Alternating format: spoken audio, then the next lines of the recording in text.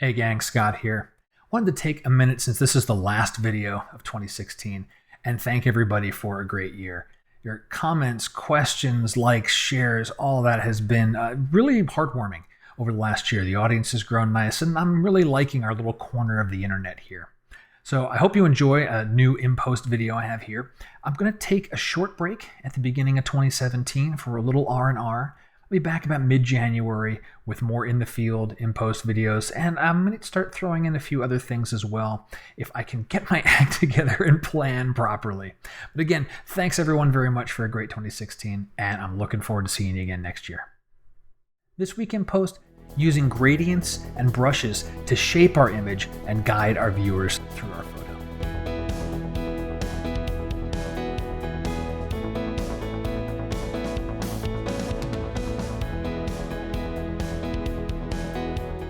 Hey everyone, I'm Scott Davenport. Welcome to In Post. This week, talking about gradients and brushes and how to use those to shape your image. And by shape, what I mean is to really guide your viewer to what you want them to look at, as well as using them a little more creatively in either adding a little different types of color or tone or color gradings or contrast, anything that's going to shape the image exactly to your liking. Now, it's kind of akin to dodging and burning. I mean, it's a classic technique to help guide a viewer through a scene or add that punch of contrast that good dodging and burning can always do for us. In this case, I used some gradients and I used some brushes in Lightroom on a sunset scene. But also the beauty of the digital world is we can not just dodge and burn, but we can shape things with color, or we can add contrast, or we can remove contrast, soften things, brighten things, all that kind of stuff. So I want to turn attention to this image and show you what transpired here. So right now I have what I think is a pretty nice photo. I like what it is here. I have turned off what I've done with the gradients and the brushes. Let me just go over to the history here and I'll turn that back on. So there.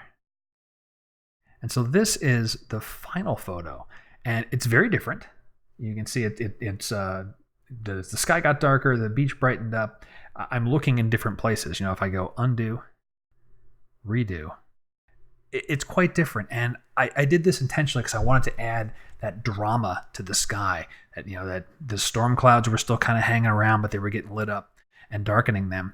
And so let me show you just briefly. I'll start with the gradients because there's fewer of those. So I have it turned on, and I've got a couple of them here. I've got a point here.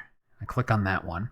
You can see this is affecting the sky. So if I hover over that long enough, this is adding contrast, clarity, sharpness, really making that sky more punchy and really playing up the underbelly of these storm clouds so we can see all the little textures and things in there. Similarly, I have another gradient, and if I hover there long enough, there we go. Come on, Lightroom. There we go. On the foreground, just opening up the exposure some. So brightening up that foreground so that we get a little more of a feel of that sunshine hitting there. I have a third one right over here, and we'll hover again so we can see what is going on there. I'm going to see another little punch on clarity and a little bit of dehaze.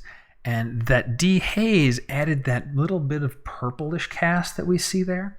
And I like that. I like that for this feel. There was patches of the darker blue sky that was peeking through, but these gray clouds mixing with it. All of that added drama to the sky here. Now, a similar set of things I did with brushes. I'm going to click on the brushes, and we'll see there's several different points. One here on this rock. This was to increase clarity and actually darken it a little bit. When I opened up the foreground with that gradient, this rock became a little bit too bright. I was losing some of the contrast I wanted between the rock and the rest of the beach. Another point over here. Let's hover on that one. Now I'm brushing through this area of sand on the beach. And what's the brush doing? It's adding a little bit more exposure. I wanted to brighten that up just a little bit more. And really only on that left-hand side of the beach. Third one, way out here. Hover on that for a moment so we can see what it's doing. This is more the rest of the beach where I still wanted to brighten it up a little bit. When I was looking at the original image, after doing all my various treatments, the beach had gotten a little bit dark, and it was kind of glowing a little bit with the sunlight coming through and hitting it. And there's a couple other points here as well. This little guy here is just this center area of clouds. Again, really targeting in sharpness and clarity right in that underbelly. And then one other here, this guy here, was to actually deal with some color cast. So you can see if I hover, it's just painting over these rocks. Now I'm shooting directly into the sun, and so I was getting some flare, and I was getting this greenish cast to it. So you can see I've shifted the tint really far. If I were to take away that one point, let me just delete it for the moment.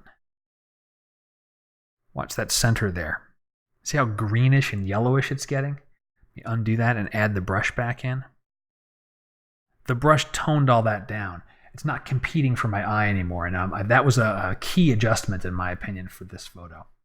So that's really kind of the nickel tour, doing a variety of things with brushes and gradients. I used a fair number of them on this photo, to be honest, but they're great tools to shape your image and adding, like I said, adding in color. And I did with a dehaze. You can do it with a tint on gradients or brushes. They're fantastic tools to help really craft and morph the image the way you want to see it. The tip of the week, if you couldn't have guessed, using gradients and brushes to help guide your viewer through the scene, to accentuate areas of the photo that you want accentuated and to downplay others. I did a couple of other images from this same shoot with the similar techniques. One of them I removed clarity to soften the beach. Another one I used a little bit of a reddish tint to add in some red glow into the clouds on one of the sides. And it doesn't matter what tool you're using. If you're using Lightroom, you saw what I can do here. If you're using On1 Effects or the On1 Raw, you can do that with the local adjustments there. If you're using Topaz, if you're using Mac Font, it doesn't matter. These tools are very common and they exist in all the different packages we have. So take a look at them, use them, and really craft your final photo. And that's going to do it for another episode of In Post. Hope you've enjoyed it. If you did, let me know somehow. Social shares are always appreciated. You can send me comments, questions on the blog post through my website. However you'd like to get a hold of me, I'd like to hear from you. I am due for another Q&A episode, and love getting your questions because those make me think about my photography. Hopefully my answers are going to help you with your photography. And then we all get better together. And that's kind of the whole point of me sitting down here and talking to an empty studio. And with that, my name's Scott Davenport. Happy shooting.